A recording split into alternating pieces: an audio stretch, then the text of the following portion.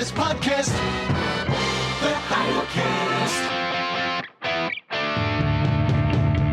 It's a Heidel minicast. And now, Scott Clark. On today's episode, what about persuasion? If the Heidelcast helps you, won't you help us keep it going? Please make the coffer clink by clicking on the PayPal link or by sending a check to Heidelberg Reformation Association, 1637 East Valley Parkway, number 391, Escondido, California, 92027.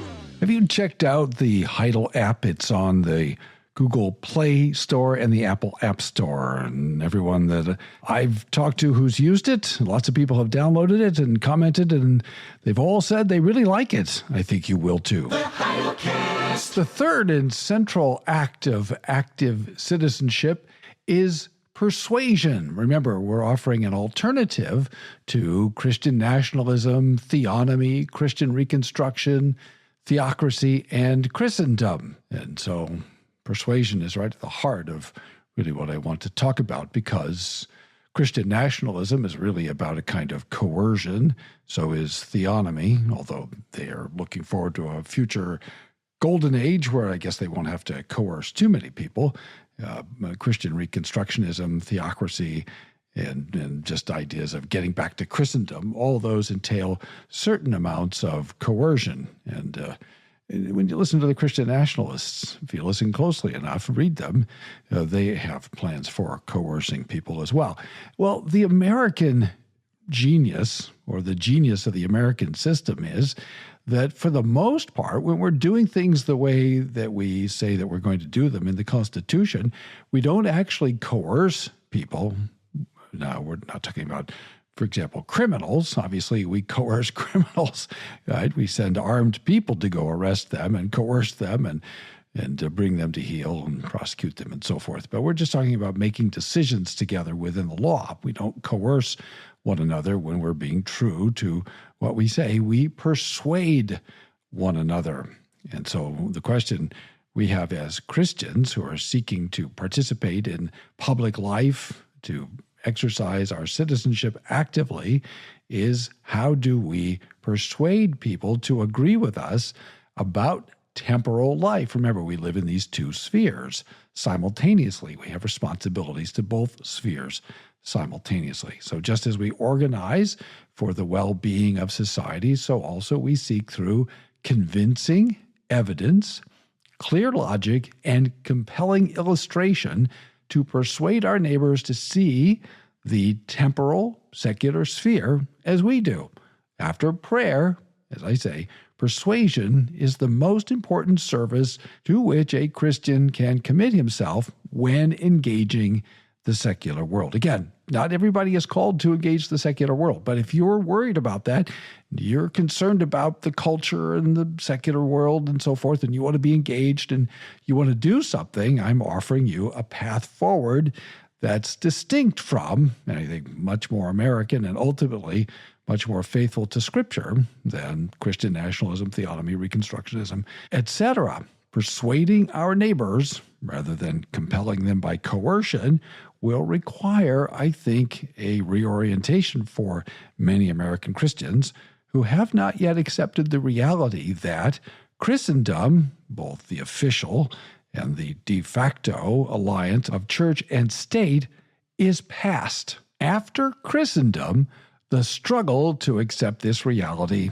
and the struggle to restore the privileged status of Christians in America is understandable.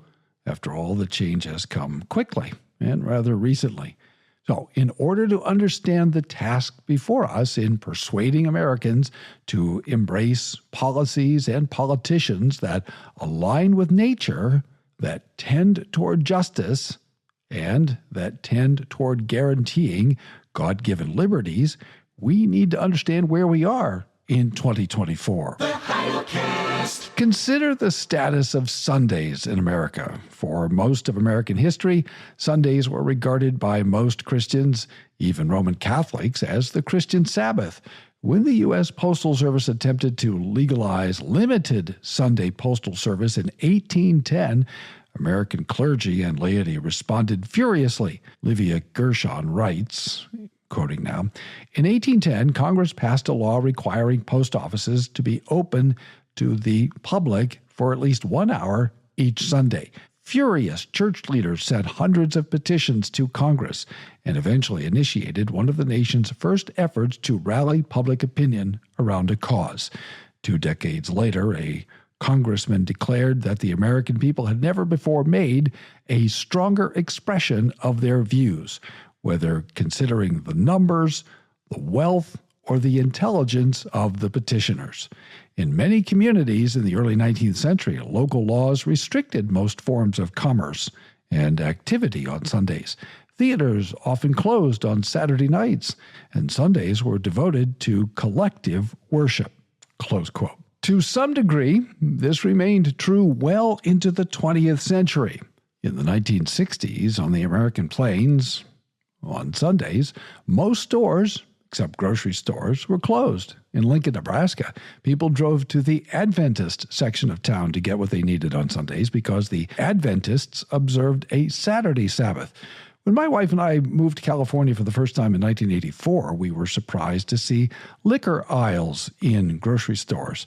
But on Sundays, those aisles were closed off, even in California, with a velvet rope. Today, all such regulations are gone, and that shift symbolizes the marginalizing of Christians and Christianity in late modern America. Heidelcast. We Christians have little actual influence in some important culture-forming spheres, for example, public education at just about any level, and entertainment. There are Christian subcultures in the entertainment business, and I guess in the education business too, but Christianity is practically invisible in the film and television productions of the major companies. There are Christian public school teachers and administrators, but the educational philosophy behind public education has been hostile to Christianity from the beginning. It has never seen the world as something God created, which we experience with our God-given senses, but rather as the product of the human intellect. You may be familiar with the idea that everything is a construct, and that is, everything is artificial and therefore subject to deconstruction. This is not a new idea, but it is newly popular in our time. For more than a century, educators and administrators more or less ignored the educational philosophy behind public school, but that began to shift in the post-World War II era. Again, this is one of the reasons why you hear Christian nationalists talking about the post-war consensus. That's what they're talking about. One of the influences was the formation of the Federal Department of Education. Another was the professionalization of the education business and the political and cultural capture of educators by the cultural and political left. Today, however religious and culturally conservative the parents in a public school district might be, the administrators, educators, and even school boards likely hold a different view of the children they educate and of the nature of education itself.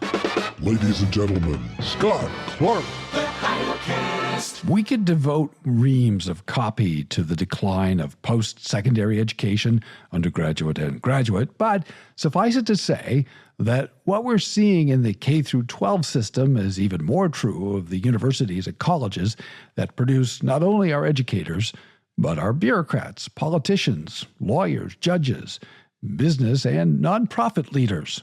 Well, thus far, I've not mentioned an important sphere, politics, but consider the symbolism of Bill Clinton carrying his Bible to church, or that of Barack Obama telling Rick Warren that he opposed same-sex marriage, but not same-sex civil unions, because of his Christian convictions. George W. Bush was raised Methodist, but his heart religion, if you will, is not well known.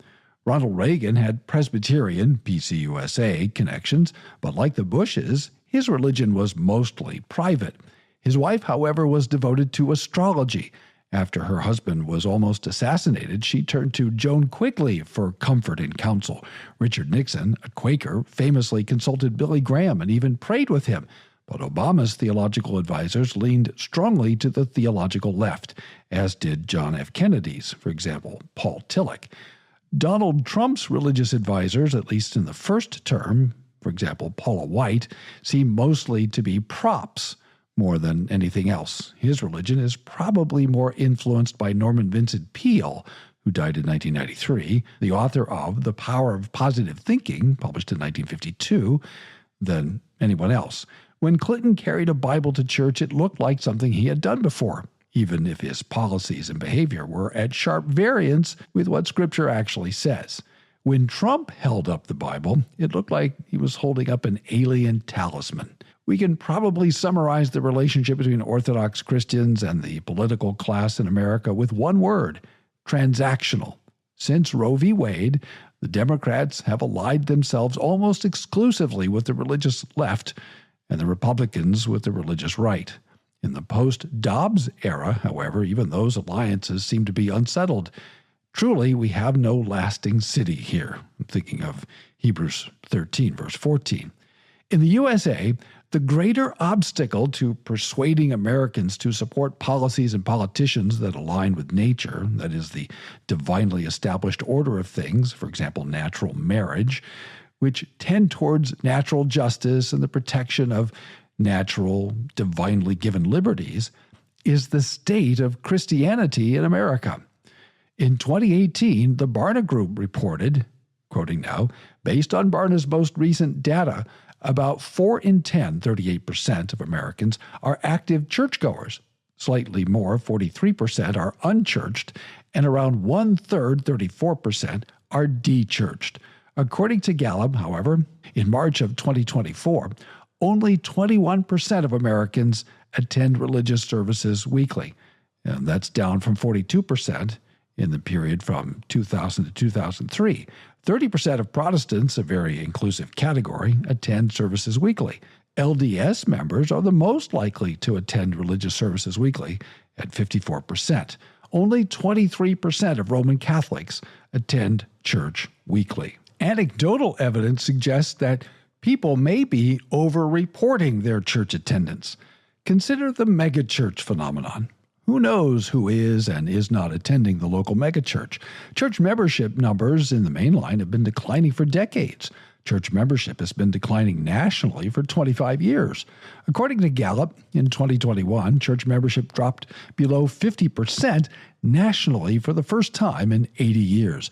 By contrast, quoting now, U.S. church membership was at 73% when Gallup first measured it in 1937 and remained near 70% for the next 6 decades before beginning a steady decline around the turn of the 21st century. Call or text now 760-618-1563. Within the institutional church considered broadly, there is very little reason for confidence that American Christians know either basic Christian doctrine or fundamental Christian patterns of thought. For example, in the 2022 Ligonier State of Theology report, 54% of respondents agreed with the statement, quoting now, God learns and adapts to different circumstances, close quote.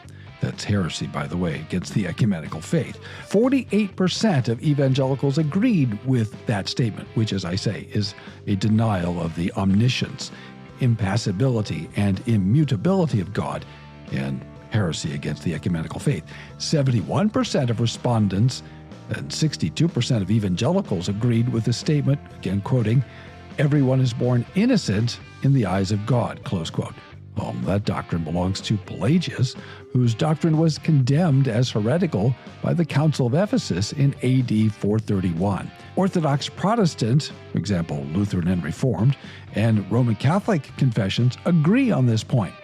One of the few encouraging aspects to emerge in this report is that though 36% of Americans believe that one ought to join a local church, 68% of evangelicals agreed with that statement. But what, however, are evangelicals, however one defines that adjective, being taught in their congregations? If the State of Theology report is any indication, they are not being taught historic Christian orthodoxy, let alone Reformation orthodoxy.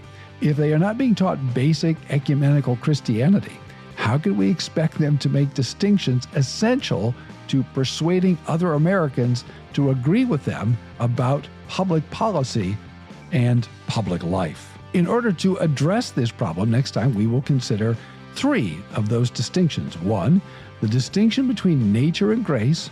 2, the distinction between the temporal and the eternal. And the distinction between law and gospel, and how these distinctions might help us to persuade our neighbors to agree with us on public policy and our public life together. Thanks for listening. Tune in tomorrow for more from the Heidelcast, brought to you by HeidelbergReformationAssociation.org. Don't forget, when the coin in the coffer clinks, the cost of bandwidth shrinks. Copyright Heidelberg Reformation Association. All rights reserved. This is a Heidel Media production. The best podcast, the Heidelcast.